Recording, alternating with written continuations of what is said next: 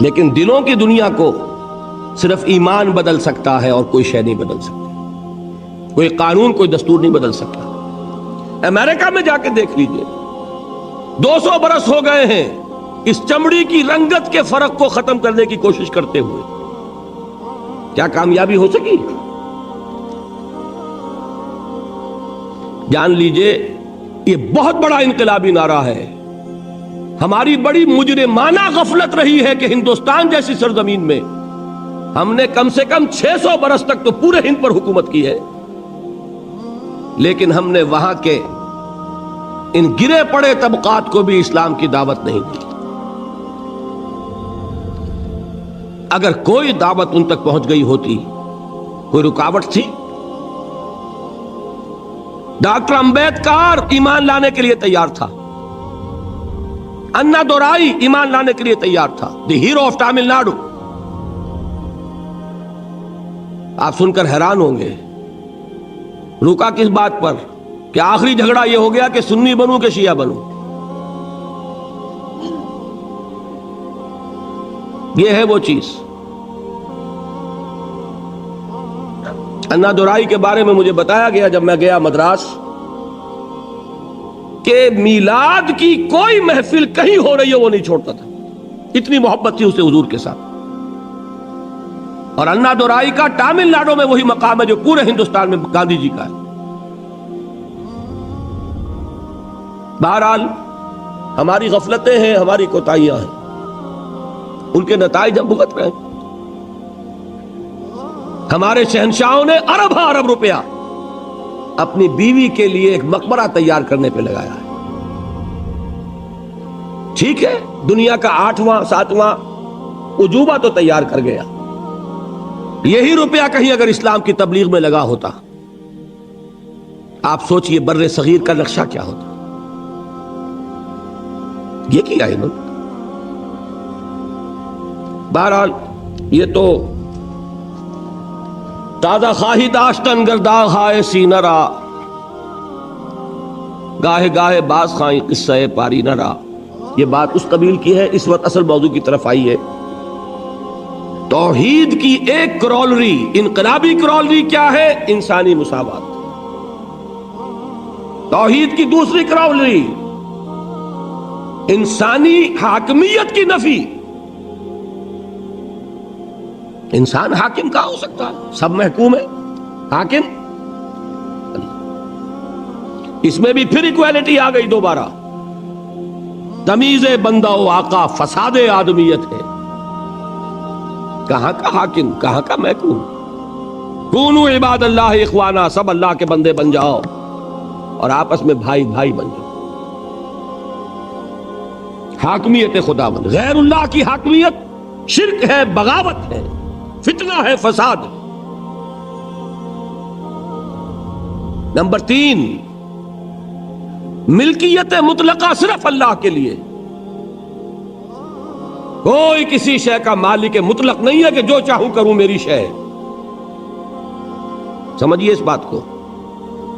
جیسے حاکم مطلق اللہ، ویسے مجازن ہم کہہ دیتے ہیں فلاں شہر کا حاکم تھا، فلاں ملک کا حاکم تھا۔ یہ مجازی استعمال ہے، حقیقتاً حاکم صرف اللہ۔ اسی طرح مجازن کہہ دیتا ہوں میں کہ یہ میں اس کا مالک ہوں، ملکیت حقیقی صرف اللہ کی۔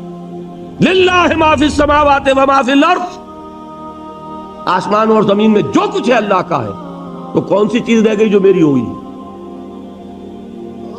عجیب بات ہے، میں خود اس کا ہوں۔ میرا ہاتھ میرا نہیں کہ جو چاہوں اس سے کر گزروں، میری زبان میری نہیں کہ جو کچھ چاہوں اس سے کہہ دوں، میری آنکھیں میری نہیں ہے کہ جدھر چاہوں ان کو گھماتا پھراتا رہوں۔ ایک مرتبہ اگر اچانک نگاہ پڑ جائے نامحرم پر تو معاف ہوگی، دوسری مرتبہ گئی معافی نہیں ہے۔ حضور نے فرمایا، حضرت علی سے فرمایا کہ علی پہلی نگاہ جو پڑ جائے جس پہ ارادے کو دخل نہیں ہوتا، صرف وہ ہے کہ جو معاف ہے۔ اب دوسری مرتبہ نگاہ جائے گی تو ارادے سے گئی۔ یہ اس آنکھ کا ناجائز استعمال ہے، تمہاری نہیں ہے یہ اللہ کی امانت ہے۔ سیاست کے میدان میں حاکمیت کی بجائے خلافت، اور معاشیات کے میدان میں ملکیت کی بجائے امانت. این امانت چند روزہ نزدماس، در حقیقت مالک ہر شے خداس. اور یہ شعر اس دور کا کسی شاعر کا ہوتا تو آپ کہتے کہ کمیونزم سے متاثر ہو گیا ہوگا. یہ کس کا شعر ہے؟ این امانت چند روزہ نزدماس، در حقیقت مالک ہر شے خداس. کس کا شعر ہے؟ شیخ سعدی رحمت اللہ علیہ کا. یہ ہے اصل میں، تفصیل تو ہے، میرے کیسٹس 4 4 5 5 ان کی تقریریں جو میں نے کی مسجد دارالسلام میں، اسلام کا سیاسی نظام، اسلام کا معاشی نظام، اسلام کا سماجی نظام، ان کے سیٹس لیجئے سنیے. ایک ایک بات بتائی ہے جو ان تینوں نظاموں سے متعلق ہے، جو در حقیقت یہ سب کیا ہے؟ فقط ایک نقطہ ایما کی تفسیریں. یہ ایک ہی توحید کا اصول ہے جس نے سماجی سطح پر انسانی مساوات، سیاسی میدان میں حاکمیت خداوندی، اور معاشی میدان میں ملکیت تامہ و مطلقہ صرف اللہ کے لیے، یہ 3 اصول دیے. ان کا پرچار ہوگا تو انقلاب اسلامی کا پہلا قدم اٹھے گا. سمجھ گئے میری بات کو؟ اس سے ہٹ کر آپ دعوت کرتے رہیے، نصیحت کرتے رہیے، نماز کی تلقین کرتے رہیے، آپ اتباع سنت کی تلقین کرتے رہیے، انقلابی عمل شروع نہیں ہوگا. لیکن یہ میں نہیں کہتا کہ ثواب سے خالی ہے یہ کام، ثواب ملے گا. یہ میں نہیں کہتا کہ اس میں کوئی بھلائی نہیں ہے، وہ بھلائی تو ملے گی جو حضور نے فرمایا. وہ بھی حضرت علی سے خطاب کے فرمایا تھا کہ اے علی، لا یہدی اللہ بک رجلا واحدا خیر لک من حمر النعم. اگر اللہ تمہارے ذریعے ایک انسان کو بھی ہدایت دے دے تو یہ سرخ اونٹوں سے بھی بڑی دولت ہے. یہ اپنی جگہ، اس کی نفی نہیں ہے، لیکن نظام بدلنا، اقامت دین، تکبیر رب، اعلاء کلمت اللہ، اس کی جد و جہد کا آغاز بھی نہیں ہوگا جب تک کہ دین کی ان تعلیمات کی نشر و اشاعت نہیں. نمبر 2، تنظیم. تنظیم کے لیول پر ایمان بالرسالت ہے اصل شے. دیکھیے تنظیم کسے کہتے ہیں؟ ایک لیڈر، اس کا حکم ماننا، یہی ہے نا. اور حکم بھی کیسا ماننا کہ سنو اور اطاعت کرو. اگر جیسے کہ فوج میں ہوتا ہے کہ اگر سپاہی پوچھنے لگے کہ جناب آپ حکم تو مجھے دے رہے ہیں لیکن کیوں دے رہے ہیں پہلے یہ سمجھائیے، میرے خیال میں تو آپ غلط حکم دے رہے ہیں، تو فوج چل سکتی ہے؟ فوجی ڈسپلن کسے کہتے ہیں؟ میں نے وہ انگریزی نظم کا سٹینزا آپ کو سنایا تھا، charge of the light brigade. There is not to reason why, there is but to do and die. اور انقلاب اس کے بغیر نہیں آتا. سمعوا اطاعت، فاسمعوا واطیعوا، سنو اور اطاعت کرو. اذ قلتم سمعنا واطعنا، جب تم نے کہا کہ ہم نے سنا اور اطاعت کی، ہے کہ نہیں؟ فاتقوا اللہ ما استطعتم واسمعوا واطیعوا، یہ بار بار الفاظ ملیں گے. اب آپ بتائیے کہ کیا رسول پر ایمان لانے والوں کی اطاعت کسی نوعیت کی نہیں ہوگی؟ دنیا میں کوئی اور لیڈر ہو سکتا ہے جس کے حکم کو کبھی کوسچن نہ کیا جا سکے؟ لیکن جس کو رسول مان لیا، کیا اس کے حکم کو بھی آپ کوسچن کر سکتے؟ واقعہ یہ ہے کہ جو ڈسپلن صحابہ کرام کی جماعت کا تھا، اس کی کوئی مثال تاریخ انسانی کا کوئی ڈسپلن پیش نہیں کر سکتا. میں اس کی مثال دوں گا آپ کو، اور ایک مثال اس کی بھی دوں گا کہ بعض صحابہ سے اس ڈسپلن میں ذرا غلطی ہوئی تھی تو نتیجہ کیا نکلا.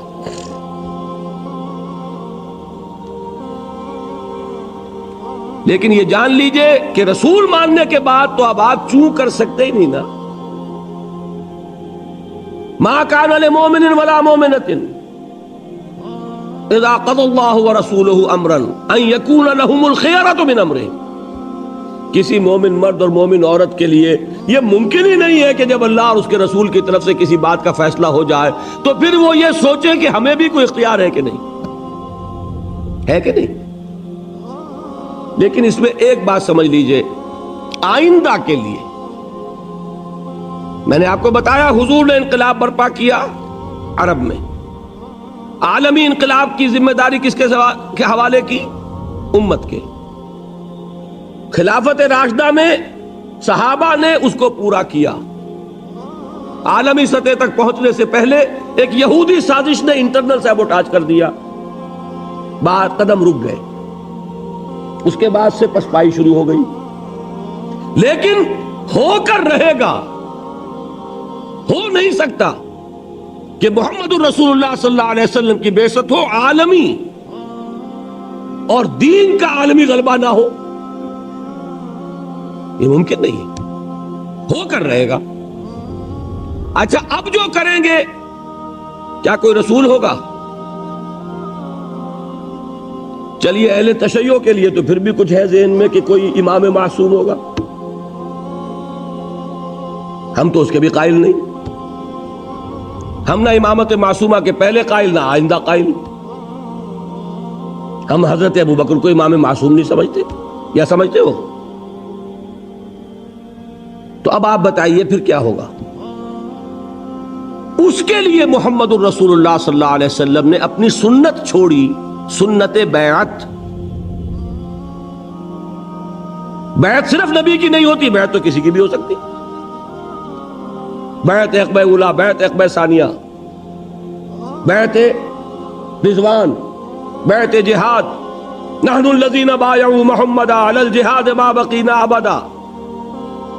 1400 افراد سے بیعت لے رہے ہیں حدیبیہ کے موقع پر، حالانکہ وہ 1400 افراد تو مرنے مارنے پر تلے ہوئے، انہیں تو وہ صلح پسند نہیں آ رہی، تو بیعت کی کیا ضرورت تھی؟ بیعت علی الموت، بیعت علی اللہ نفرہ، صرف اس لیے کہ آئندہ والوں کے لیے ایک رہنمائی ہو جائے کہ جب بھی کبھی اقامت دین کے لیے جماعت قائم ہوگی وہ بیعت کی بنیاد پر ہوگی۔ البتہ ایک فرق کے ساتھ، رسول کی بیعت تھی مطلق، جو حکم دیں گے مانیں گے۔ رسول کے بعد جس کی بھی بیعت ہوگی وہ مقید ہوگی، معروف میں جو حکم دے، کتاب و سنت کے خلاف حکم دیں گے تو نہیں مانیں گے۔ مطلق وہ اس لیے تھی کہ وہ خود ہی تو ہے معیار حق، وہی تو بتائیں گے تو معلوم ہوگا کہ یہ جائز ہے، وہی بتائیں گے تو معلوم ہوگا یہ ناجائز ہے۔ لہذا ان کی اطاعت جو تھی صلی اللہ علیہ وسلم وہ اس میں انکنڈیشنل تھی، نو کنڈیشنز نو لیمیٹیشنز۔ لیکن اب جس کی بھی ہوگی کنڈیشنل ہوگی، لمیٹڈ ہوگی، اس کو کہتے ہیں سمع و طاعت فی المعروف۔ صرف میں نے ایک اصول واضح کر دیا، اب آگے چلیے تیسری چیز، تربیت۔ اس میں نوٹ کیجئے کہ تربیت محمدی صلی اللہ علیہ وسلم اس کا اصل تعلق ہے ایمان بالآخرہ سے۔ جتنا یقین آخرت کا ہوگا اتنا عمل درست ہوگا، یہ میں بیان کر چکا ہوں کہ نہیں؟ علمی نظری اعتبار سے اصل ایمان ایمان باللہ، قانونی اعتبار سے اصل ایمان ایمان بالرسالت، اور عملی اور اخلاقی اعتبار سے اصل ایمان ایمان بالآخرہ، یقین آخرت۔ اور نمبر 2، یہ تربیت ہے اصل میں، جس کے لیے نماز ہے، جس کے لیے روزہ ہے، جس کے لیے قیام اللیل ہے، جس کے لیے راتوں کو کھڑے رہ کر قرآن کو اپنے اندر اتارنا ہے۔ یا ایھا المزمل قم اللیل الا قلیلا نصفہ او انقص منہ قلیلا او زد علیہ ورتل القرآن ترتیلا۔ اور آخر میں کیا فرمایا؟ ان ربک یعلم انک تقوم ادنی من ثلثی اللیل ونصفہ وثلثہ وطائفۃ من الذین معک۔ یہاں آئی وہ چیز، اس لیے کہ اسلامی انقلاب کے لیے اسلامی سیرت درکار ہوگی۔ اگر یہ نہیں ہے تو فساد برپا کیا جا سکتا ہے، اسلام کو قائم نہیں کیا جا سکتا۔ کسی کی ٹانگ گھسیٹی جا سکتی ہے، ہم نے 2 دفعہ گھسیٹی پاکستان میں. ایوب خان کی گھسیٹی کہ نہیں گھسیٹی؟ لیکن اس کی گھسیٹی تو نتیجہ کیا نکلا؟ شامت اعمال ما صورت بھٹو گرفت. ہوا کہ نہیں؟ پھر بھٹو کی گھسیٹی تو اب ماشاء اللہ آ گیا. یہ کیوں؟ اس لیے کہ طریقہ محمد کا نہیں ہے صلی اللہ علیہ وسلم. جلوس نکل رہے ہیں نظام مصطفیٰ کے اور نمازیں غائب ہو رہی ہیں، عصر کی بھی مغرب کی بھی. جلسے ہو رہے ہیں، لیڈر لوگ اٹھ کر داعش پر سے جا کے اپنی نماز پڑھ کے آ گئے ہیں. یہ خیال نہیں کہ یہ جو 20,000 آدمی سامنے بیٹھا ہوا ہے، نماز اس پر بھی فرض ہے کہ نہیں؟ نماز جیسے ستون کو گرا کر دین کو قائم کیا جائے. الصلاۃ عماد الدین. اور گھیراؤ ہو رہا ہے اور جلاؤ ہو رہا ہے اور کاریں جلائی جا رہی ہے اور شیشے توڑے جا رہے ہیں اور اسٹریٹ لائٹس توڑی جا رہی ہیں. یہ طریقے تو کمیونسٹوں کے ہیں بھائی. اس سے انقلاب محمدی آ جائے گا. بے گناہ بسیں جلائی جا رہی ہیں، کوئی گناہ ہے ان کا؟ مسافروں کو تکلیف پہنچائی جا رہی، وہ آپ کو کوس رہے ہوں گے دل میں یا دعائیں دے رہے ہوں گے؟ جنہیں بنس روڈ پہ اتار کے کھڑا کر دیا، پتہ نہیں کتنی مشکل سے بس میں جگہ لی ہوگی انہوں نے. کتنے لوگ تو الٹی جانب سفر کرتے تب کہیں جا کر ٹاور سے بیٹھتے بیچارے، اور ان کو اتار کے اور بس کو آگ لگا دی. بچے گھروں میں بیٹھے ہوئے منتظر ہوں گے، ادھر وہ گالیاں دے رہے ہوں گے، ادھر وہ جو کھڑے ہیں یہاں پر جنہیں اب کوئی امکان نظر نہیں آتا کہ کوئی سواری مل جائے. یہ طریقے نہیں ہیں انقلاب محمدی کے. یہ ہم نے دوسروں سے مستعار لیے. ہم نے سمجھا کہ ان کو کامیابی اس سے ہو گئی، شاید ہم بھی یہی ہتھ کنڈے استعمال کریں تو کامیابی ہو جائے. جان لیجئے اگر تو کام وہ کرنا ہے جو کیا تھا محمد الرسول اللہ صلی اللہ علیہ وسلم نے، تو طریقہ بھی وہی اختیار کرنا ہوگا جو اختیار فرمایا تھا محمد الرسول اللہ صلی اللہ علیہ وسلم. تربیت، اقبال کہتا ہے نا کہ خام ہے جب تک تو ہے مٹی کا ایک انبار، تو پختہ ہو جائے تو ہے شمشیر بے زنہار. پختہ ہو نا، اس پختگی میں وہ ہے عبادات بھی ہے، روزہ بھی ہے، نماز بھی ہے، تلاوت بھی ہے، تہجد بھی ہے، جس کا کہ یوں سمجھئے کہ اس کی ریپرزنٹیشن جو ہے وہ کیا ہے؟ دشمنوں کے جاسوسوں نے خلافت راشدہ کے دوران جو اسلامی لشکر تھا اس کے بارے میں جو رپورٹ دی وہ کیا تھی؟ ہم فرسان بالنہار و رہبان باللیل. یہ لوگ عجیب ہیں، دن میں یہ شہ سوار ہوتے ہیں، گھوڑوں کی پیٹھوں پر سوار، تلواریں اور نیزے لیے ہوئے اور اللہ اکبر کرتے ہوئے، اور راتوں کو یہ راہب نظر آتے ہیں مسلوں پر کھڑے ہو کر اور سجدے میں روتے ہوئے. یہ نقشہ اگر اتنا نہیں تو اس کا ایک عکس 100واں حصہ تو پیدا کرو گے تو کہیں جا کر انقلاب محمدی کے لیے تمہید ہوگی. اور یہ میں عرض کر دوں، اس کو ناممکن نہ سمجھیے. پچھلی صدی آج چونکہ ذکر آ گیا تھا، کل 100 کتنے سال ہوئے؟ 1830 میں شہادت ہوئی بالا کوٹ کی. 155 برس، 5 برس کا پورا معاملہ تھا ہجرت سے لے کر شہادت تک. تو کل 150 برس پہلے، یوں سمجھیے 160 برس پہلے، وہ عظیم تحریک بر صغیر پاک و ہند میں تحریک شہیدین، اس کے افراد، ان مجاہدین کی سیرتوں کے بارے میں وہی گواہی دی دنیا نے جو صحابہ کرام کے بارے میں گواہی دی. صحابہ کرام کا لشکر جب داخل ہوا ہے بیت المقدس میں تو عیسائیوں نے اپنا سارا نسوانی حسن مڈیروں پر جمع کر دیا تھا کہ مسلمان گزرے، ہماری تلواریں اور ہمارے تیر تو ان کو مغلوب نہیں کر سکے، شاید کہ یہ نگاہوں کے تیر انہیں گھائل کر دیں۔ لیکن کیا آتا ہے، پورا لشکر زمین پر نظریں گاڑے ہوئے ایسے گزر گیا کہ کسی نے اٹھا کر نہیں دیکھا نظر کہ کون ہے اوپر۔ اور بعین ہی یہی گواہی ملی ہے مجاہدین کے بارے میں۔ ہزارہ کے علاقے میں جو گجر قوم آباد ہے، نہایت حسین و جمیل خواتین، نہایت حسین و جمیل، وہ آپس میں باتیں کرتی تھیں کہ یہ لوگ معلوم ہوتا ہے کہ شاید نامرد ہیں کہ انہوں نے کبھی ہماری طرف نگاہ اٹھا کے نہیں دیکھی۔ دور صحابہ کرام کا ایک نقشہ، یہ بھی بر صغیر پاک و ہند کی بہت بڑی سعادت ہے کہ اتنے عرصے کے بعد سیرت و کردار اور دینی اخلاق، دینی جماعت اور بیعت کی بنیاد پر جماعت، بیعت تھی نا سید صاحب کے ہاتھ پر، بیعت کی گئی، وہ سارا نقشہ دکھا دیا۔ باقی شکست و فتح نصیبوں سے ہے ولے امیر، مقابلہ تو دل ناتواں نے خوب کیا۔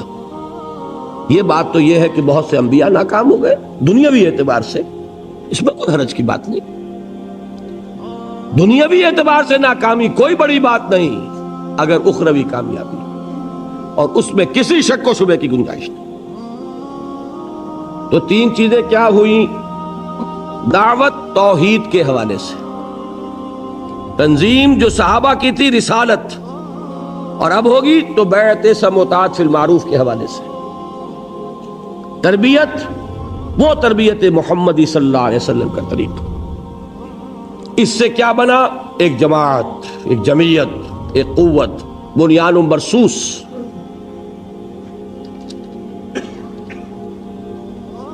اس کے ساتھ چوتھا عمل چلا ہے، وہ بھی مکی دور میں۔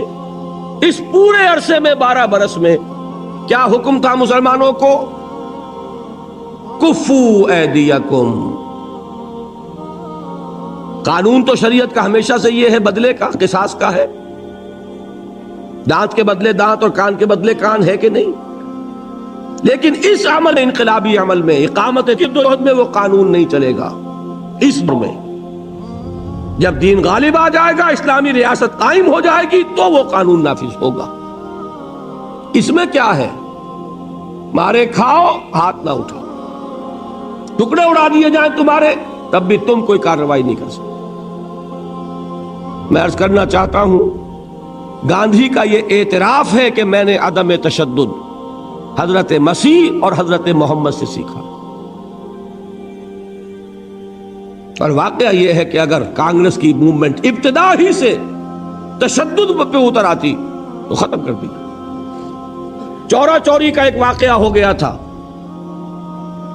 ایک جلوس نے بہار میں، یہ جگہ ہے، تھانہ ہے، تھانے کے اوپر حملہ کر دیا۔ گاندھی نے پوری موومنٹ کال آف کر، if you can't remain peaceful, if you can't obey my command, well, I can't take the responsibility of leading you. اور ایک بات میں اور بتا دوں آپ کو، سکھوں کی ایک تحریک تو آج کل چل رہی ہے، اس تحریک کی بدقسمتی ہے یہ کہ یہ ابتدا ہی سے وائلنٹ ہو گئی۔ اس کا کتنا بڑا نقصان ہوا ہے اس کا سب کو اندازہ ہے کہ ٹھیک ہے، قوم ہے، اس میں جان ہے، وہ ابھی قربانیاں دے رہی ہے، لیکن یہ کہ جو کچھ جتنی قیمت وہ دے چکی ہے اس کے حوالے سے کامیابی جو ہے کہیں بھی آس پاس نہیں۔ انہی سکھوں کی ایک تحریک چلی تھی 30s میں، عجیب تحریک تھی وہ، آپ سنیں گے۔ اب ہماری یہ تاریخ ہے لیکن ہم واقف نہیں، شاید آپ کو ہنسی آئے۔ سکھوں کے گردواروں کے ساتھ جو زمینیں وقف تھیں ان پر قبضہ ہندوؤں کا تھا۔ چونکہ برطانوی حکومت نے سکھوں کو علیحدہ مذہب نہیں مانا تھا، لہذا گردواروں پر کنٹرول کس کا؟ عبادت گاہ کس کی؟ سکھوں کی۔ کنٹرول کس کا؟ ہندوؤں کا۔ تو ایک تحریک انہوں نے چلائی تھی، گردوارہ پربندھک کمیٹی، کچھ اس طرح کا نام تھا اس کا۔ اس کا مقصد کیا تھا کہ ہماری عبادت گاہوں کا کنٹرول ہمارے پاس ہونا چاہیے۔ اب بھی وہ کمیٹی ہے، وہی کمیٹی اب کنٹرول کرتی گردواروں کو۔ اب اس کے لیے ظاہر بات ہے کہ شیر کے منہ میں سے نوالا نکالنا آسان تو نہیں نا، تحریک چلانی پڑتی ہے۔ حقوق کوئی آسانی سے نہیں دیتا جب تک کہ آپ لینے کے قابل نہ ہو، انہیں تحریک چلانی پڑی۔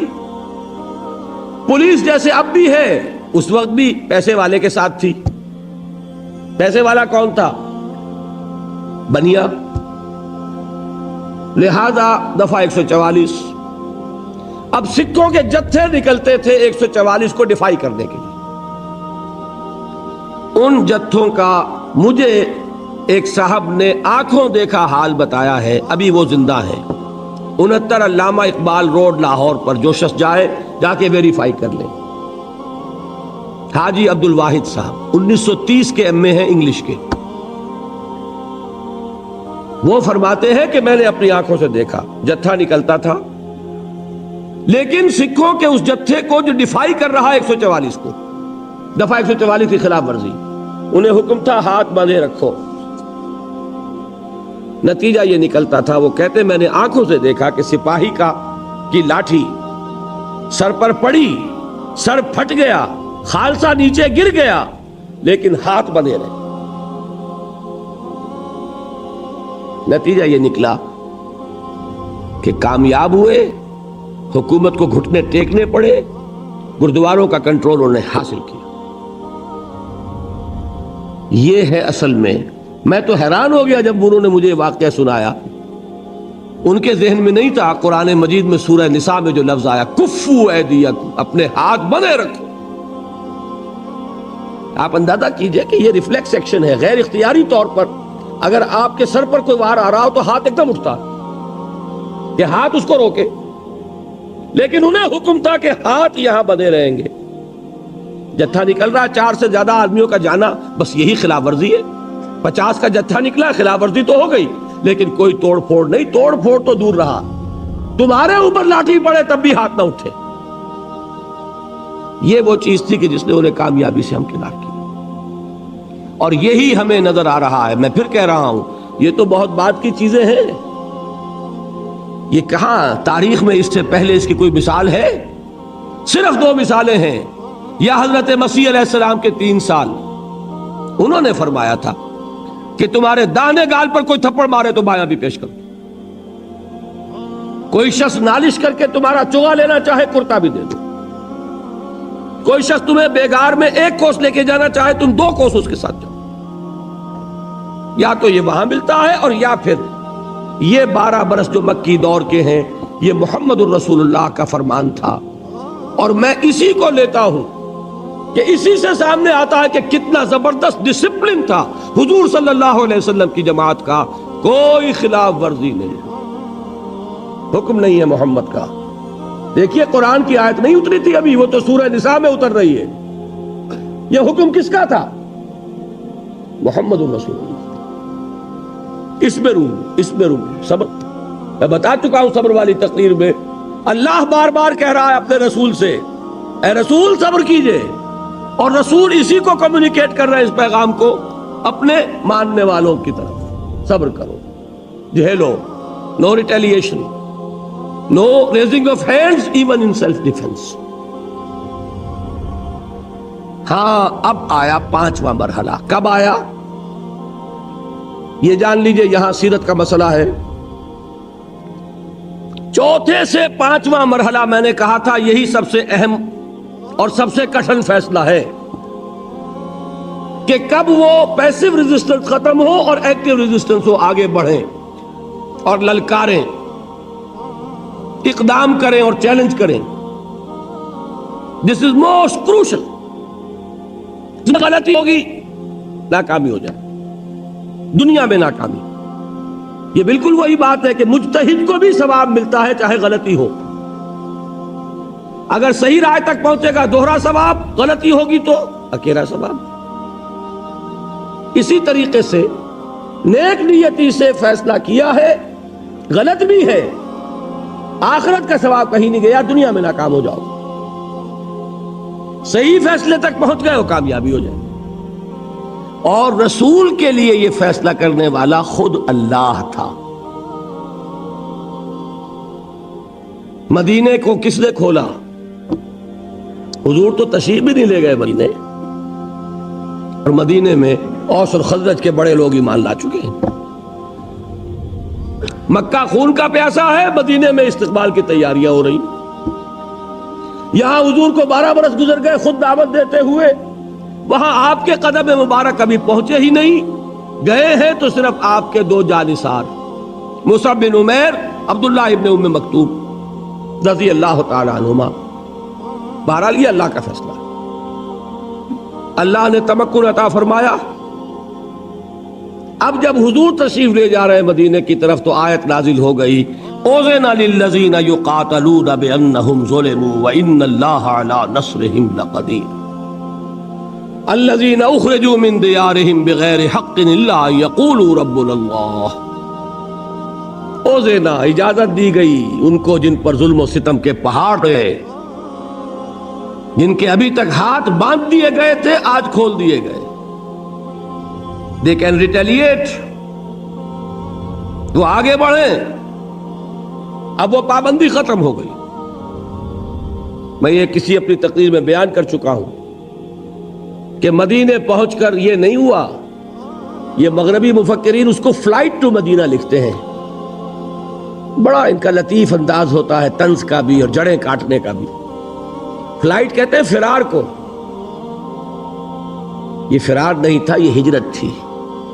زمین و آسمان کا فرق. اور وہاں جا کر کوئی کمر کھول کر آرام نہیں کرنا تھا. وہ تو جس بیس کی تلاش میں آپ گئے تھے طائف، وہ بیس اللہ کی مشیت میں مدینہ منورہ کو بننا تھا. وہاں جا کر اپنی اس تحریک کو، اپنی اس موومنٹ کو، اپنی جد و جہد کو، اقامت دین کی جو وہ جد و جہد ہے اسے اب اگلے مرحلے میں لانا. صرف 6 مہینے حضور نے لیے ہیں انٹرنل کنسولیڈیشن کے، مواخات بین المہاجرین والانصار. نمبر 2 مسجد نبوی کی تعمیر. نمبر 3 یہود کے ساتھ معاہدے. 7ویں مہینے آپ نے چھاپا مار دستے بھیجنے شروع کر دیے. اگرچہ اس میں گئے صرف مہاجرین، انصار نہیں. اس کی ایک وجہ تھی. انصار نے جب درخواست کی تھی کہ حضور آپ تشریف لے آئیے مدینے، تو الفاظ یہ کہے تھے کہ ہم آپ اگر مدینے پر حملہ کریں گے یہ مکے والے تو ہم آپ کی حفاظت کریں گے جیسے کہ اپنے اہل و عیال کی کرتے ہیں. اور مدینے پہ حملہ بھی ہوا ہی نہیں ہے. یہ تو حضور اقدام کر رہے ہیں نا. لہذا بہت اہم ہے یہ بات. یہ تمام سیرت کی کتابوں میں واقعات موجود ہیں، لیکن ان کے بٹوین دی لائنز کہ یہ ایک انقلابی عمل کا تقاضا تھا کہ اس وقت یہ ہوتا. بس یہ سمجھنے کی بات ہے. حکمت کیا ہے، وزڈم کیا ہے، فلسفہ کیا ہے، یہ میں آپ کو فلسفہ سیرت آج پڑھا رہا ہوں. آپ اس کو سامنے رکھیے گا اور پھر سیرت کا مطالعہ کیجیے. واقعات تو وہی ہے. 8 مہمیں ہیں غزوہ بدر سے پہلے. بعض میں حضور خود بھی تشریف لے گئے، بعض میں آپ نہیں تشریف لے گئے، آپ نے ایک دستہ بھیج دیا. ان سے آپ نے کیا کیا؟ یہ اقدام ہے. کیا کیا؟ 2 کام میں بتا چکا ہوں. پولیٹیکل آئسولیشن آف قریش اور اکنامک بلاکیڈ آف مکہ. آپ ایک مہم پر تشریف لے گئے، کچھ عرصے ایک علاقے میں رہے، وہاں کے قبیلے کے سرداروں سے ملاقاتیں کی، ان سے معاہدہ کر لیا، انہیں حلیف بنا لیا. یا تو پہلے وہ حلیف تھے قریش کے، تو اب حلیف قریش کے بھی ہو گئے اور حضور کے بھی ہو گئے، نیوٹرل تو ہو گئے نا. یا یہ کہ ان کا ادھر سے معاہدہ ٹوٹ گیا، ادھر حضور کے ساتھ ہی ہو گئے. تو قریش کی طاقت سکڑ رہی ہے کہ نہیں؟ یہی ہے پولیٹیکل آئسولیشن کی اصطلاح. اکیلے کر دو دشمن کو. نمبر 2 ان کی ساری جو معیشت کا دار و مدار تھا تجارت پر، کاروان روٹس، رحلت الشتاء والصیف، لإلاف قریش إلافهم رحلة الشتاء والصيف. شام کی طرف راستہ جا رہا ہے تو بدر کے پاس سے گزر کر، بدر مکے سے 200 میل اور مدینے سے کل 80 میل. مدینے والوں کے لیے آسان ہے کہ نہیں انٹرسیپٹ کرنا؟ اور یہ تو قریب تھا. حضور نے ایک دستہ بھیجا کہاں؟ وادی نخلا میں. نخلا ہے مکے اور طائف کے درمیان. یہ تو ذہن میں ہوگا طائف جنوب میں ہے مکے کے اور مدینہ شمال میں. Absolutely opposite direction. بات صرف قرب کی نہیں ہے، 300 میل کے فاصلے پر بھی ایک دستہ بھیجا. اور انسٹرکشن کیا تھی؟ سٹے ایٹ نخلا، وہاں قیام کرو اور قریش کی نقل و حرکت کو اپنی نگاہ میں رکھو اور ہمیں اطلاع دیتے رہو. یہ دو چیزیں ذہن میں رکھی. اور جدید اصطلاحات کے حوالے سے بات آسان ہو رہی ہے.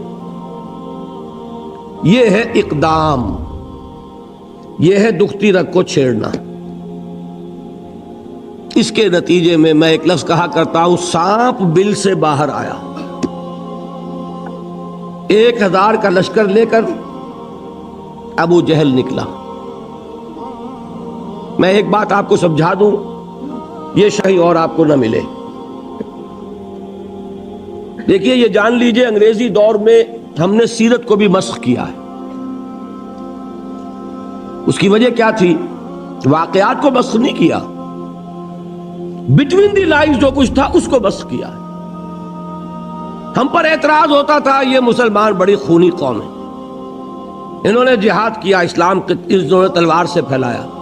ہم جو نہیں بھائی نہیں، کیوں ایسی بات کرتے ہو؟ ہم نے کبھی تلوار نہیں اٹھائی، اور ہم نے تلوار صرف مدافعت میں اٹھائی. یہ سارا کیا تھا؟ وہ اپولوجیٹک انداز. مدافعت کا کیا سوال؟ مسلمان کے جان میں جان، اور وہ نظام باطل کو رہنے دے، اس کے ایمان کے منافی. افراد کو کبھی نہیں مجبور کیا جائے گا اور کبھی نہیں کیا گیا کہ وہ اپنے عقیدے کو بدلے. لیکن نظام اگر مسلمان کے جان میں جان ہو اور پھر نظام باطل کے غلبے کو برداشت کر لے تو منافق ہے. طاقت کی اور طاقت ہوتی کائے کے لیے؟ اگر ہو حق کا بول بالا کرو. طاقت حضور نے اقدام کیا. میں آپ کو بتانا چاہتا ہوں، اگر حضور نے یہ اقدام نہ کیے ہوتے، حضور اگر مکے میں مدینے میں تشریف فرما رہتے، تربیت کرتے رہتے، وہی عمل جو مکے میں کر رہے تھے 12 برس یہاں بھی کر سکتے تھے کہ نہیں؟ اگر حضور کی طرف سے اقدام نہ ہوتا مکہ کبھی چڑھائی نہ کرتا. اس کو نوٹ کر لیجئے کہ مکے میں جہاں جن کو جدید اصطلاح میں کہتے ہیں ہاکس، جن کے سر پر جنگ کا جنون ہوتا ہے، وہ بھی تھے. ابو جہل تھا، عقبہ ابن ابی معیط تھا، نضر ابن حارث تھا. یہ کون تھے؟ یہ ہاکس تھے. یہ چاہتے تھے کہ ہر حال میں اب ہم جائیں اور محمد کو مدینے میں بھی چین سے نہ بیٹھنے دیں صلی اللہ علیہ وسلم. لیکن مکے میں ڈوز بھی تھیں، شریف لوگ بھی تھے. عتبہ ابن ربیعہ بھی تھا، حکیم بن حزام بھی تھے. یہ بعد میں ایمان لے آئے ہیں، لیکن یہ وہ ہیں حضرت خدیجہ کے کزن ہیں. پھوپھی اور ماموں ذات بہن بھائی کا رشتہ ہے آپس میں. جب شیب بنی ہاشم میں تھے حضور اور حضور کے اہل خانہ، تو کبھی راتوں کو تاریکی میں پورے پہاڑ پر چڑھ کر اتر کر کچھ کھانے پینے کی چیزیں پہنچاتے تھے. شریف تھے کہ نہیں؟ مکے میں ابھی عباس بھی تھے کہ نہیں؟ جہاں ابو لہب تھا موجود وہاں عباس بھی تو تھے جو بعد میں ایمان لے آئے. تو وہاں وہ لوگ تھے. اور عتبہ ابن ربیعہ کی ایک بات بڑی اہم ہے جو تاریخ میں ریکارڈ پر موجود ہے. اس نے قریش کو یہ مشورہ دیا کہ اب میں اس کے الفاظ نقل کر رہا ہوں، سمجھیے، محمد کو عرب کے حوالے کر دو. اگر تو محمد عرب پر غالب آ جائیں تو ہمارا نقصان نہیں ہے، قریشی کا غلبہ ہوگا نا. ذرا اس کے سیاسی تدبر کو داد دیئے. محمد کون ہے؟ اپنا ہی آدمی ہے. اگر ان کو غلبہ ہو جاتا پورے عرب پر تو قریش کی حکومت قائم ہو جائے گی پورے عرب پر. اور اگر عرب ختم کر دے محمد کو صلی اللہ علیہ وسلم تو جو تم چاہتے ہو وہ ہو جائے گا، اور تمہیں اپنے بھائیوں کے خون سے اپنی تلواروں کو رنگین نہیں کرنا پڑے گا. کتنی گہری بات ہے، وہ بھی تھا موجود. جنگ کیوں ہوئی؟ ایک تو کفار کا آدمی مارا گیا اس دستے سے جو نخلا بھیجا گیا تھا، اتفاقاً مٹ بھیڑ ہو گئی، اللہ کو جو کرانا ہوتا ہے کروا لیتا. کفار کا آدمی مارا گیا مسلمانوں کے ہاتھوں، قافلہ لوٹ لیا انہوں نے، اور وہ مال غنیمت لے کر پہنچ گئے مدینے. دوسرے ادھر جو قافلہ گیا ہوا تھا شام کی طرف، ابو سفیان کی سرکردگی میں ان کی ایس او ایس کال آ گئی کہ میرے آدمیوں کو خطرہ ہے، میرے قافلے کو محمد کے آدمیوں سے صلی اللہ علیہ وسلم ورضی اللہ تعالی عنہم اجمعین کمک بھیجو. بس یہ تھا کہ جس سے وہ ہاکس کا پلڑا بھاری ہو گیا، ڈوز جو ہے وہ مجبور ہو گئے، لہذا 1000 کا لشکر نکل آیا. یہاں سے وہ فائنل فیز شروع ہو گیا. اور میں آپ سے ایک بات اور عرض کر دوں، یہ تاریخی حقیقتیں پڑھ لیجئے. ایک رات پہلے بدر خبر آئی کہ ابو سفیان قافلہ لے کے نکل گئے. بہت ہوشیار آدمی تھے. ایک طرف انہوں نے وہ کمک کے لیے خط بھیجا، پیغامبر بھیجا، دوسری طرف راستہ بھی بدل دیا. خود بجائے اس بدر کے پاس سے ہو کے گزرنے کے، وہ بحیرہ احمر کے ساحل کے ساتھ ہو کے نکل گئے. اطلاع پہنچی یہاں لشکر ہے. اب آتے ہیں وہی حکیم ابن حزام، کس کے پاس؟ عتبہ کے پاس. ڈوز ہے نا یہ دیکھو عتبہ تمہاری بڑی حیثیت ہے، سپہ سالار کی حیثیت ہے تمہاری، اور اس وقت خونریزی کو تم روک سکتے ہو. ہم آئے تھے اپنے قافلے کی حفاظت کے لیے، قافلہ ہمارا بچ کے نکل گیا، اب رہ گیا حضرمی کا خون، وہ تمہارا حلیف تھا، تم اس کا خون بہا اپنی جیب سے دے دو، معاملہ ختم ہو جائے گا کہ نہیں؟ تو اس خونریزی کو اب بھی روکا جا سکتا ہے. عتبہ نے کہا بالکل ٹھیک، صحیح ہے. دونوں چل کر گئے ابو جہل کے پاس. وہ اپنے تیر پھیلا کر درست کر رہا تھا اس وقت. جا کر اس سے بات کی. اس کے لیے تو یہ موقع تھا، میں کہہ رہا ہوں ہاکس کا سردار تھا وہ. اسے یقین تھا کہ ہم ختم کر دیں گے کل محمد کو اور اس کے آدمیوں کو صلی اللہ علیہ وسلم. اسی لیے اس نے کہا تھا یہ یوم الفرقان ہوگا، پتہ چل جائے گا اللہ کس کے ساتھ ہے، کیونکہ یقین تھا نا جیتیں گے ہم. 313 ہیں، تلواریں بھی چند ہیں ان کے پاس، چند. 2 گھوڑوں کا رسالہ، ہمارے پاس 100 گھوڑوں کا رسالہ. رسالہ فیصلہ کن ہوتا ہے. 100 ہارسز، ادھر 2، کوئی مقابلہ ہے؟ اسے یقین تھا کہ جیتیں گے، لہذا اس نے پہلے سے پروپیگنڈا شروع کر دیا یوم الفرقان ہوگا، یہ پتہ چل جائے گا اللہ کس کے ساتھ ہے، کون حق پر ہے کون باطل پر ہے. یہ دوسری بات ہے، اللہ نے واقعی اسے یوم الفرقان بنا دیا. لیکن اس کے پاس جب آ کے انہوں نے کہا، اس نے ایسا تانا مارا ہے. عتبہ ابن ربیعہ کا بڑا بیٹا کے بڑے بیٹے حضرت حذیفہ، ابو حذیفہ، یہ ایمان لا چکے تھے، یہ حضور کے ساتھ تھے. ابو جہل نے تانا مارا، معلوم تھا عتبہ بیٹے کو سامنے دیکھ کر تم پر بزدلی آ گئی. نمبر 1 اور نمبر 2 بلایا اس حضرمی کے بھائی کو جو مارا گیا تھا مسلمانوں کے ہاتھوں. دیکھو یہ تمہارے بھائی کے خون کا بدلہ سامنے آ کر بھی بچ کر جا رہا ہے، یہ لوگ واپس جانا چاہ رہے ہیں. اور یہ بھی معلوم ہونا چاہیے بعض لوگ واپس چلے گئے تھے وہاں سے، قریش کے لشکر سے، اسی پلی پر کہ چونکہ ہم آئے تھے اس لیے وہ معاملہ ختم ہو چکا، ہم لڑنے کو تیار تھے. قریش کا کہ دو گھرانے غالباً ہیں جو نکل گئے تھے واپس. بہرحال عتبہ، یہ عرب کی اب نفسیات ہے، جب اسے تانا لگا ہے اس نے کہا کہ کل وقت بتائے گا کہ کون بزدل ہے اور کون بہادر ہے. یہی وجہ ہے کہ اگلے دن پھر سب سے پہلے میدان میں کون آیا؟ عتبہ.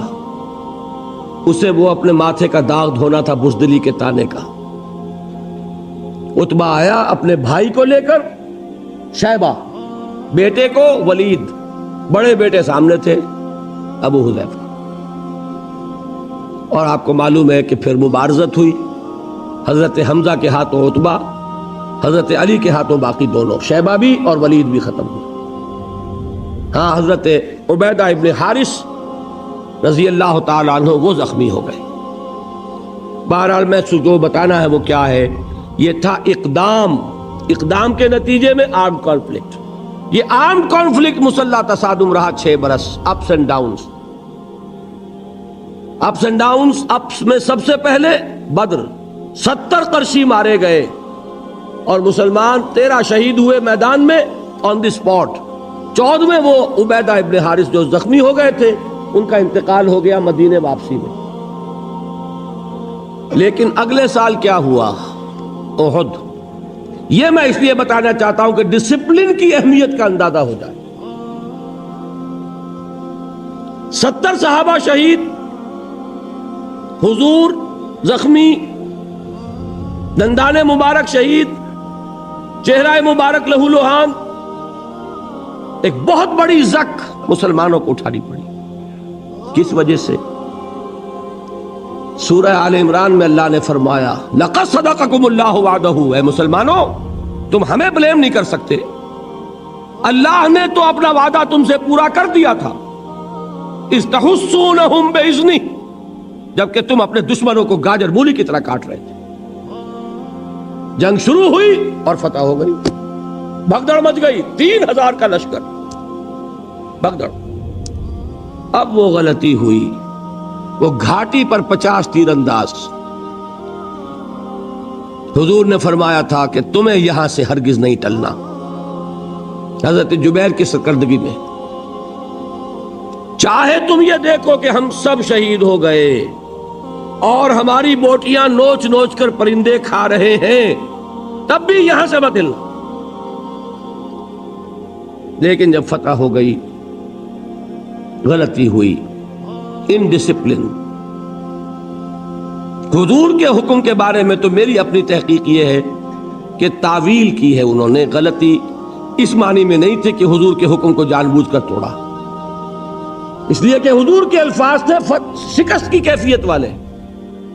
یہاں ہو گئی تھی فتح، تو صحابہ کرام یہ جان لیجئے، اس لیے کہ منافقین وہاں اب کوئی نہیں تھا، منافق جا چکے تھے احد سے پہلے عبداللہ ابن ابی کے ساتھ، یہاں کوئی منافق نہیں تھا، سب مومنین صادقین تھے۔ لہذا جان بوجھ کر حضور کے حکم کی خلاف ورزی نہیں ہو سکتی تھی۔ تعویل کیا ہوئی کہ حضور نے شکست کے بارے میں فرمایا تھا نا، یہاں تو فتح ہو گئی، لہذا حکم اپلائی نہیں کر رہا۔ البتہ خلاف ورزی ہوئی، کمانڈر بھی اگر یہ کہہ دیتا کہ ہاں ٹھیک ہے تو بات اور تھی، وہاں جو کمانڈر ہے اس نے اجازت نہیں دی، وہ پکارتے رہ گئے کہ دیکھو کہاں جا رہے ہو، مت جاؤ۔ تو آن دی اسپاٹ جو بھی ڈسپلن کا تقاضا کیا ہے، جو آپ کا امیجیٹ، جو آپ کا آفیسر ہے، اس کا حکم ماننا پڑے گا کہ نہیں؟ حضور نے فرمایا من اطاعنی فقد اطاع اللہ ومن عصانی فقد عصى اللہ ومن اطاع امیری فقد اطاعنی ومن عصى امیری فقد عصانی۔ جس نے میری اطاعت کی اس نے اللہ کی اطاعت کی، جس نے میری نافرمانی کی اس نے اللہ کی نافرمانی کی، جس نے میرے مقرر کردہ امیر کی اطاعت کی اس نے میری اطاعت کی، جس نے میرے مقرر کردہ امیر کی نافرمانی کی اس نے میری نافرمانی کی۔ وہ جو کمانڈر تھے ان کی نافرمانی، یہ انڈسپلن ہے۔ قرآن کہتا ہے وَلَقَدْ صَدَقَكُمُ اللَّهُ وَعْدَهُ إِذْ تَحُسُّونَهُم بِإِذْنِهِ حَتَّى إِذَا فَشِلْتُمْ وَتَنَازَعْتُمْ فِي الْأَمْرِ وَعَصَيْتُمْ، تم نے نافرمانی کی، تم ڈھیلے پڑے، تم نے ڈسپلن کو توڑا، اس کی سزا ہے جو ہم نے دی۔ آپ اندازہ کر رہے ہیں 35 صحابہ کی غلطی اگر تھی اور اس کی سزا 70 کی شہادت ہے، تاکہ پتہ چل جائے کہ ڈسپلن کس شے کا نام ہے، تاکہ تمہیں اپنی خامیوں کا ابھی اندازہ ہو جائے، تمہیں معلوم ہو کہ یہ مسئلہ کتنا اہم ہے۔ اللہ کنڈون کر سکتا تھا ان کی غلطی کو، معاف کر سکتا تھا، کوئی گزن نہ پہنچتا حضور کو، صحابہ کو۔ ایک غلطی ان گڈ فیتھ کی گئی تھی، لیکن سبق کیسے حاصل ہوتا کہ ڈسپلن کی اہمیت کیا ہے۔ بہرحال سال چھٹا فتح ہوا سن 8 ہجری میں رمضان مبارک اور پھر شوال میں، یعنی رمضان میں مکہ فتح ہوا، شوال میں حنین کا ہو گیا، طائف کا محاصرہ ہوا۔ بہرحال اس کے بعد پورے عرب میں کوئی طاقت نہیں تھی۔ جاء الحق وزهق الباطل ان الباطل کان زہوقا۔ اس کے بعد آپ نے اب بیرون عرب پھر جنگ موتا ہوئی، سفر تبوک۔ یہ کیا ہے؟ یہ سلطنت روما سے ٹکراؤ، یہ ہے انقلاب محمدی کی اب بین الاقوامی سطح پر توسیع، جس کا آغاز کر دیا محمد الرسول اللہ صلی اللہ علیہ وسلم نے بنفس نفیس، جس کو کیری آن کیا پھر خلفائے راشدین نے، ابو بکر نے، عمر نے، عثمان نے، رضی اللہ تعالی عنہم اجمعین۔ حضرت علی کا نام میں نے یہاں کیوں نہیں لیا؟ حضرت علی کے خلیفہ بننے سے پہلے ہی وہ یہودی سازش سامنے آ گئی، جس کے نتیجے میں حضرت عثمان شہید ہوئے، جس کے نتیجے میں حضرت علی کا پورا دور خلافت باہمی خانہ جنگی کی نظر ہو گئی۔ اس میں ان کا کوئی قصور نہیں، معاذ اللہ ثم معاذ اللہ۔ سازش ہی اتنی بھرپور تھی، اتنی کامیاب تھی، یہودی ذہن اس کی ذہانت کا شاہکار، کہ وہ سیلاب جو بڑھ رہا تھا اس شان کے ساتھ کہ تھمتا نہ تھا کسی سے سیل رواں ہمارا، اس سیلاب کو انٹرنل سیبوٹاج کے ذریعے سے اس کی قوت کو روک دیا۔ بہرحال یہ ہے میرا مطالعہ، یہ ہے انقلاب محمدی کا طریقہ کار، یہ ہے اقامت دین کا طریق۔ اب دیکھیے اس میں حالات کے مطابق اجتہاد کے بعض مراحل آئیں گے۔ دعوت کے نظام میں کوئی تبدیلی نہیں ہوگی۔ اطاعت یا ڈسپلن میں عرض کر چکا ہوں کہ بیعت ہوگی، کوئی امیر، کوئی اب نبی نہیں، رسول نہیں، بیعت ہوگی، لیکن بیعت سموتات فی المعروف، مطلق نہیں ہوگی، ان لمیٹڈ نہیں ہوگی۔ تربیت کا بھی وہی نظام لینا پڑے گا جو محمد الرسول اللہ کا۔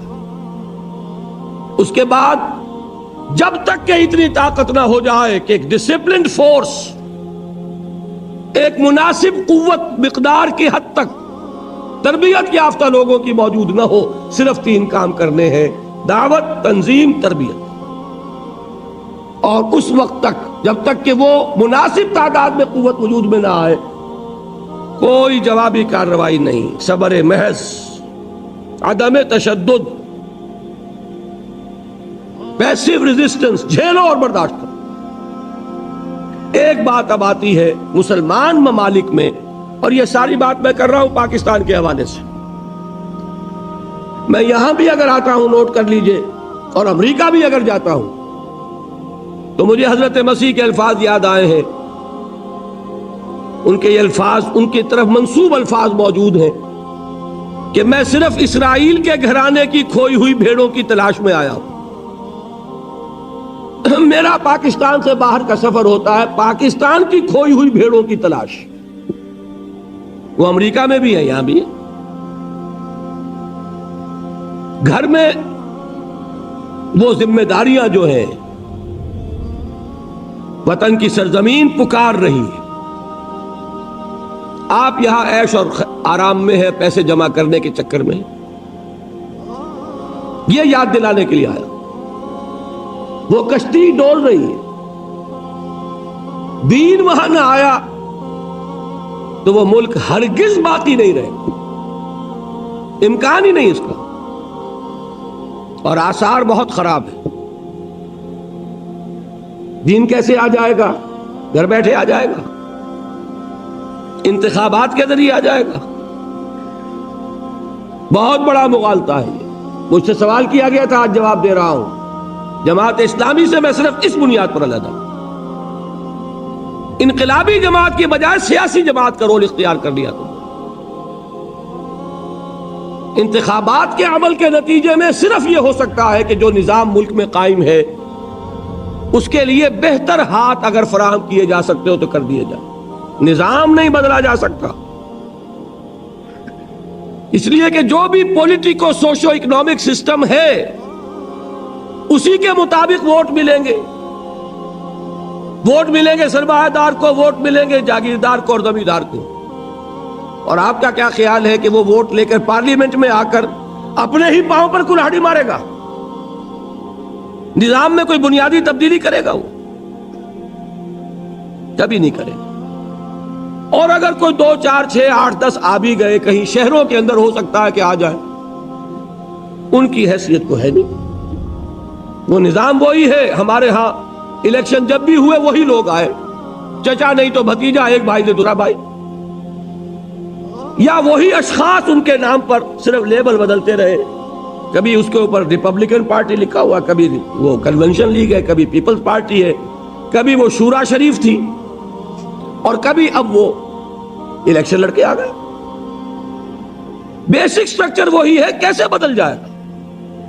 اور بیسک سٹرکچر کو اس کے ذریعے آپ نہیں بدل سکتے، بہت بڑے مغالطے میں۔ لیکن یہ کہ جو لوگ سمجھتے ہیں نیک نیتی سے، وہ لگے رہے، ٹھیک ہے، اللہ کے ہاں خلوص کا اجر ملے گا، لازماً ملے گا۔ لیکن مجھے یہ بات آج نہیں، سن 57 نہیں، سن 56 میں نظر آ گئی تھی کہ یہ راستہ جو ہے اس سے کوئی بنیادی تبدیلی نہیں آ سکتی۔ وقت کا، صلاحیتوں کا، قوتوں کا ضیاع ہے۔ یہ وجہ ہے کہ وہاں سے علیحدگی ہوئی تھی۔ سوائے اس انقلابی عمل کے کوئی اور راستہ نہیں۔ صرف اس میں فرق اب کیا آئے گا؟ پیسیو ریزسٹنس بھی رہے گی، لیکن کیا مسلمانوں کے خلاف تلوار اٹھائی جائے گی؟ یہ ہے مسئلہ بڑا کروشل، بہت اہم۔ مسلمان ملکوں میں تو حکومت مسلمانوں کی ہے۔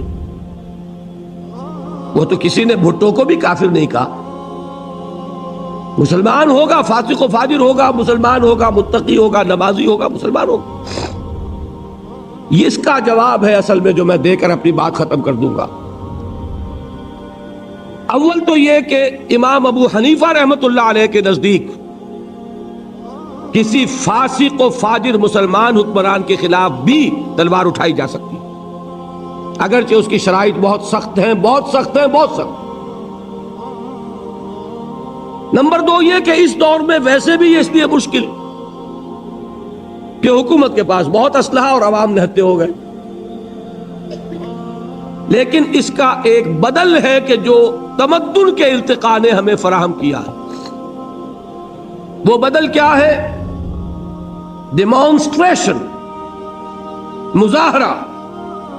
ڈیمانسٹریشن کس چیز کا ہوتا ہے؟ Of your will, of your strength, of your discipline. یہ ظاہر کیا جائے، ثابت کیا جائے کہ اس ملک میں ایک طاقت ہے، منظم، ڈیڈیکیٹڈ، جو اپنی جان دینے کے لیے تیار ہے، ایسے لوگوں کی جنہیں کچھ نہیں چاہیے سوائے اسلام کے۔ انہیں حکومت نہیں چاہیے، انہیں صرف اسلام چاہیے۔ اس کی کیا شرطیں ہیں؟ نمبر 1، انتہائی پیسفل ڈیمونسٹریشن۔ یہ نہیں کہ جلوس ہم نے نکالا، توڑ پھوڑ کوئی اور کر گیا، یہ غلط۔ جب تک آپ کی تنظیم اس قابل نہیں ہے، آپ کو حق نہیں ہے کہ آپ میدان میں آئیں۔ جب آپ کی تنظیم ایسی ہے تب آپ اس کام کو کیجیے، اس سے پہلے نہیں۔ نمبر 2 یہ کہ اس کا عنوان بھی قربان جائیے محمد الرسول اللہ صلی اللہ علیہ وسلم پر، فداہ آباؤنا و امہاتنا، اس کو بھی حضور صلی اللہ علیہ وسلم بتا کر گئے۔ اس کا عنوان کیا ہوگا؟ ڈیمونسٹریشن کس لیے؟ 2 حدیثیں سنیے، دونوں مسلم شریف کی ہیں۔ ایک کے راوی ابو سعید الخدری، دوسرے کے عبداللہ ابن مسعود رضی اللہ تعالی عنہما۔ ایک بہت مشہور ہے، ایک اتنی مشہور نہیں ہے۔ بہت مشہور کیا ہے؟ من رأى منکم منکرا فلیغیرہ بیدہ فإن لم یستطع فبلسانہ فإن لم یستطع فبقلبہ وذلک اضعف الایمان۔